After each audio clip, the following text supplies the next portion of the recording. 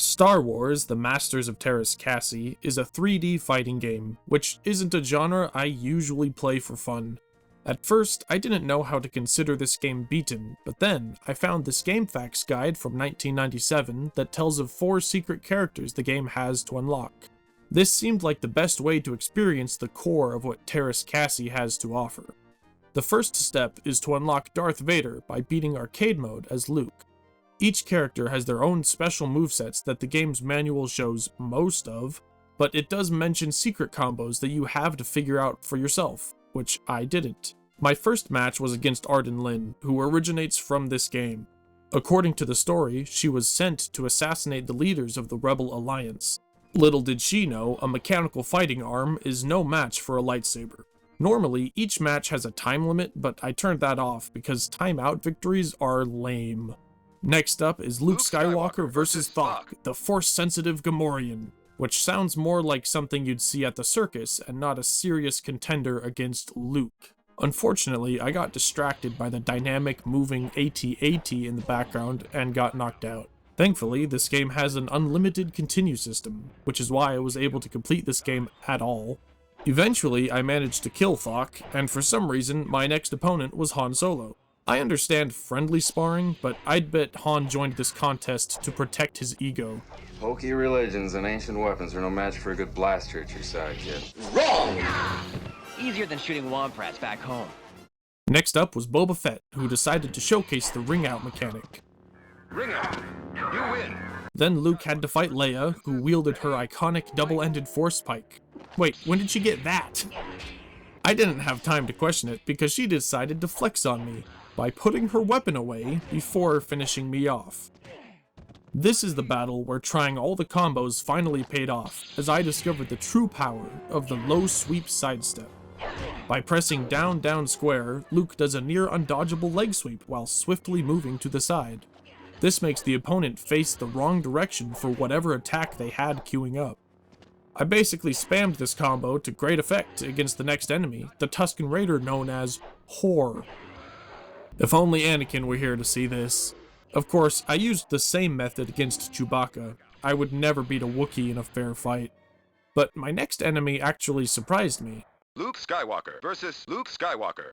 It's just like Ben Kenobi said, Luke, your greatest enemy is you from the next movie. Anyway, now that I've beaten the entire character roster, surely I've unlocked Darth Vader, right? I'll just let you hear my live reaction to what happened next. Luke Skywalker versus Darth Vader. Okay, so Vader's like the final boss before you get to unlock him. That's pretty cool. I should be wearing the other outfit since we're in the throne room. And that's how the throne room fight should have gone if Vader wasn't conflicted. He is absolutely destroying me right now. Be nicer to your son, Vader. Stop hitting me, Dad. Stop hitting me. I don't think I can beat him in a fair fight, so I'm gonna try and knock him out of the ring. He's so close. Fall off. Fall off. Let's go! I got him! Finally! For some weird reason, Vader is placed at the end of the roster, completely cut off of the screen. Actually, all the extra characters are. That seems like a terrible way to select extra characters. How much extra work would it have been to just give him a proper selection on the roster? The next task was to unlock a Stormtrooper by once again beating arcade mode, but this time as Han Solo. There's nothing special about the order of opponents, it's just fighting the entire roster one after the other. The interesting thing about Solo is his weapon of choice. The blaster allows a ranged attack by spinning the D-pad and pressing triangle. Sadly, the regular shot does very little damage. The real power is the super move Rapid Tracer Stream. The entire power meter is converted into a string of homing rockets that easily take out the rest of the enemy's health.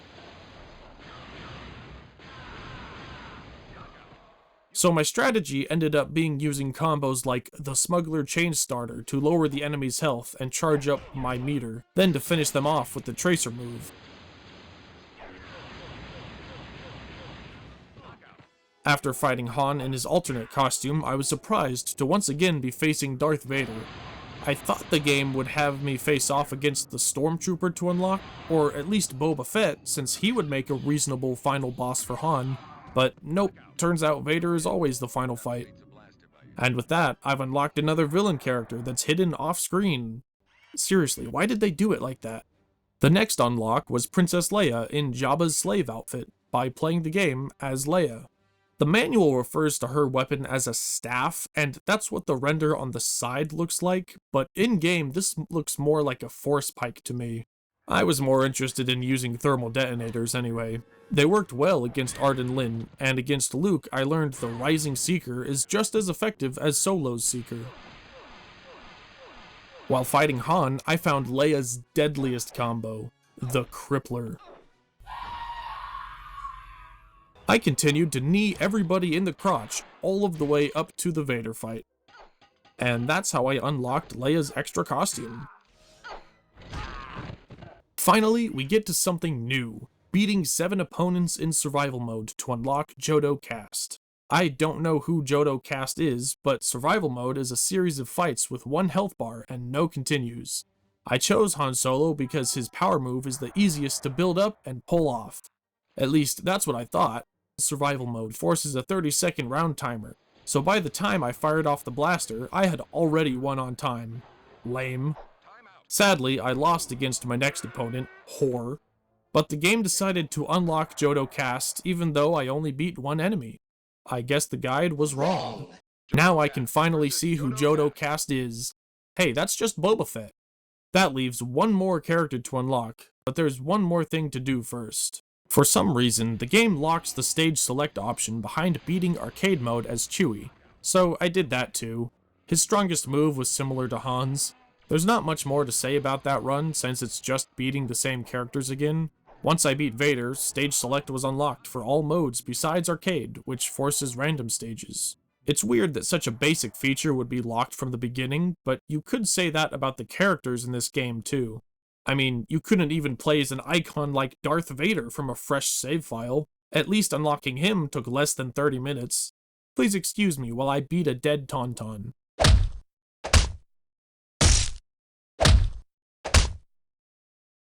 The final character brings us to the team mode.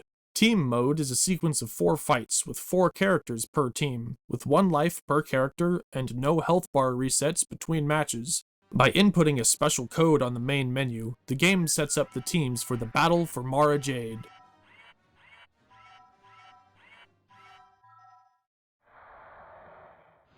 I beat Boba Fett with Han Solo, then lost to Whore.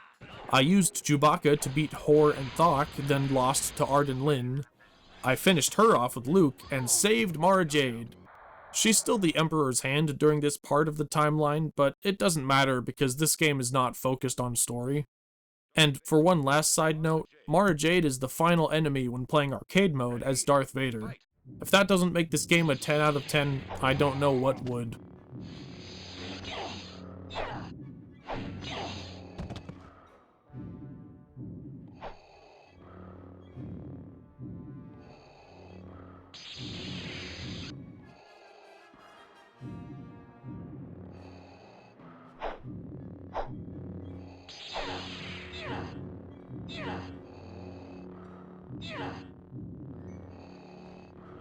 Time out. You win. The force was not strong with this one.